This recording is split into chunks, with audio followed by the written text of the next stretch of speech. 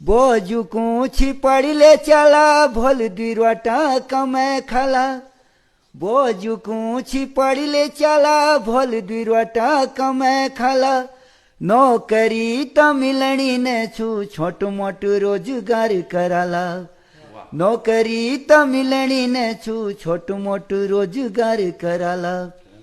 स्कूलों को बाट छोड़ी स्कूलों को बाट छोड़ी घूमछिया बाजार घूमछिया बाजार। बोझू कूची पड़िले चला भोल दिरवाटा कमे खाला। बोझू कूची पड़िले चला भोल दिरवाटा कमे खाला। नौकरी तो मिलनी ने छू छोटू मोटू रोजगार कराला। नौकरी तो मिलनी ने छू छोटू मोटू रोजगार कराला। स्कूलों को बाट छोड़ी